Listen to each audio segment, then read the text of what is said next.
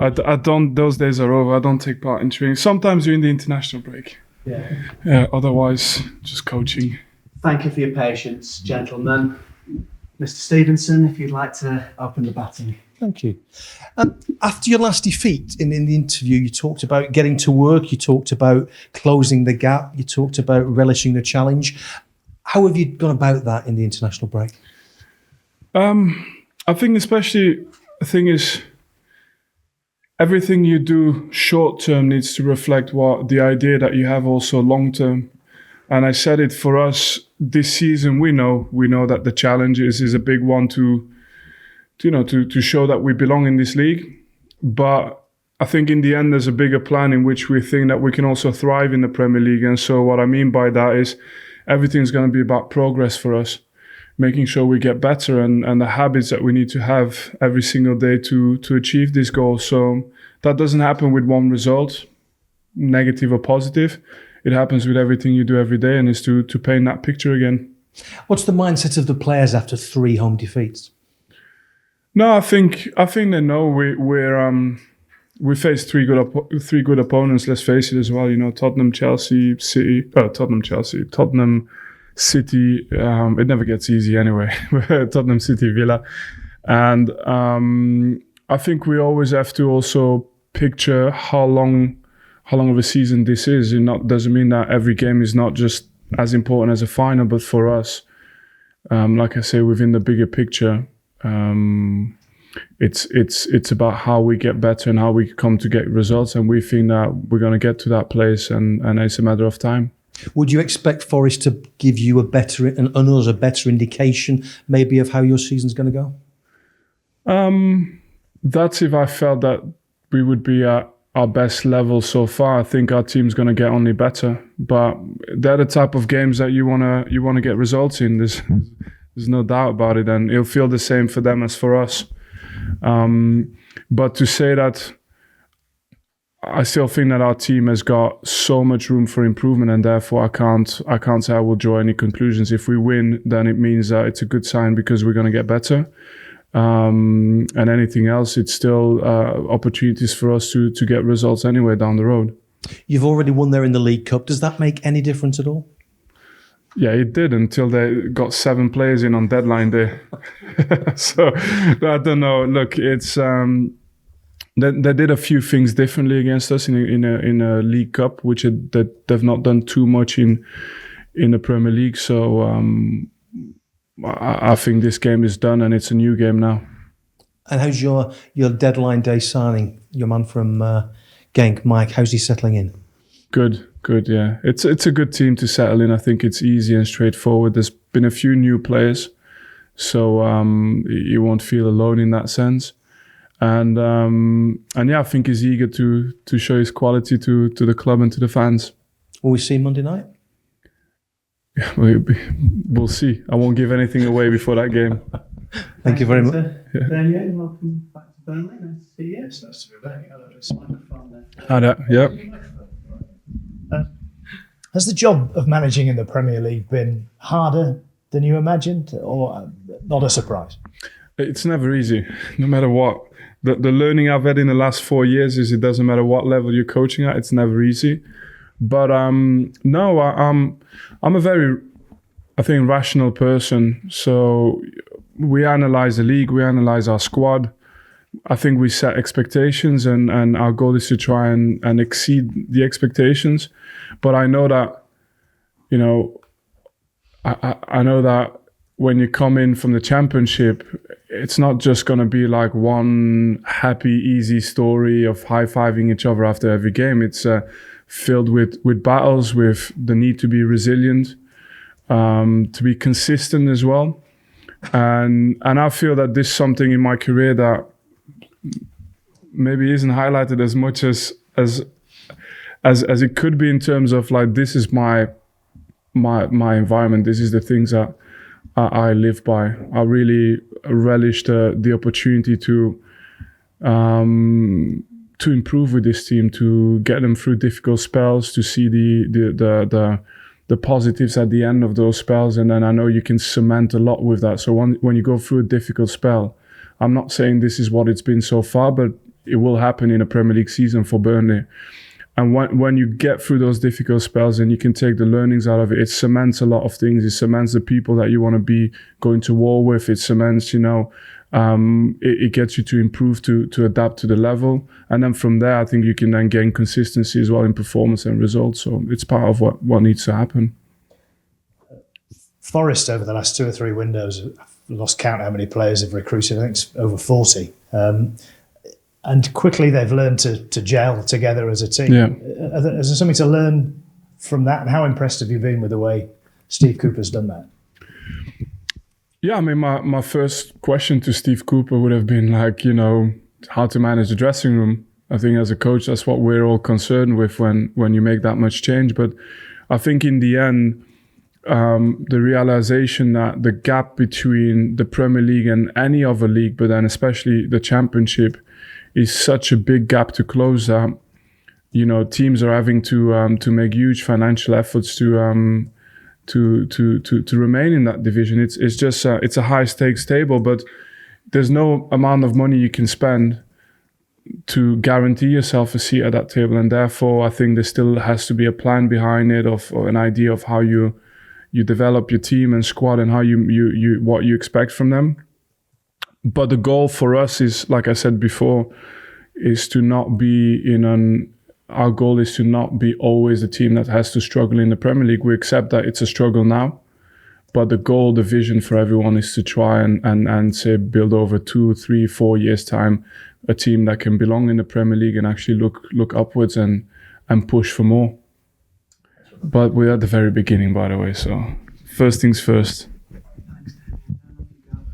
Is there any and he hasn't escaped to me that to fulfill the plan we have to stay up. I get that. So don't write a clever quote saying they still have to stay up. We know that. Kind of on that subject, is there any substitute for Premier League experience? You're talking about you're not at the levels you're going to be at further down the line. I don't know. Do you know what? Maybe you can do it. Like, talk me through the squads that went down last year. Leicester City, name me a few players. And you tell me if there was enough Premier League experience in that squad, and experience, yes or no? You'd say, oh, yes, wouldn't you? Yeah. Iheanacho, Tielemans, Vardy, Fars. There's plenty of players with experience, fair enough, fair to say, right? And spending, and you go through the Leeds squad, probably the same story. Southampton, different idea behind it, a little bit more of a mix. And I think what I'm trying to say with it, and the teams that survive but struggle, like your Bournemouths and your Evertons and stuff, and Nottingham Forest was one of them. What I'm trying to say is, if there was a miracle recipe to survival, at this moment in time, I don't think you can give me on a piece of paper what it is, other than the quality of players and spend. So for us, I think it needs to be about something else. It needs to be about, I think we believe we've got players in our squad who can already perform now to the levels required for the Premier League, but also can get into a territory as well where there can be really good players in this division. How quickly they progress will depend a little bit on the blend that we've got with experienced players who have already played in the Premier League. But there's no amount of money that, like I said, that buys you a seat at the table year one and guarantees you success. It's just impossible. The teams have been built over 3, 4, 5, 6 seasons. And so you have to take almost a compound value of that investment, and it takes time. And, you have to have an idea, and we have an idea about how we want to approach it. Would it be fair to say that Premier League experience, therefore, is more valuable to those that have come in and haven't played there before? That'll kick them on more than maybe guys who've played at this level before? Yeah, I think it's all about having a mix, in my opinion. But you can't overvalue certain things. You have to have your own idea, and that's how ultimately you make the gains. I think in terms of experience, it's true that for someone who hasn't been in the Premier League, they will grow much faster as soon as they learn, as soon as they feel that they belong in. But within that, it could be, for some, it could be 6 days. For some, it could be 6 months. So we have to be flexible as well, which is the reason why our squad is fairly big, because, and I can assume that Forest has done the same by making a big squad, because you have to a little bit protect yourself from from depending on people who still have to adapt to the league too soon. If they're ready, they're ready. But if not, you've got to be able to rely on a certain core. Is it difficult to not allow the sort of emotions of games to kind of impact on this vision, on how you hope it goes and want it to go? Because I know you don't like losing games, and I don't think anybody does. No, I hate it. But I think it depends. You know what? If I give you an honest answer about it, it really depends of the club and the environment around the club. It's difficult if there's a lot of voices and noise. But I would say it's the absolute opposite here. I think there's a group of people who are working extremely hard together in the same direction. Not necessarily all, it's not the idea of one person. It's a group of people that come together and say, okay, this is what the club wants to become.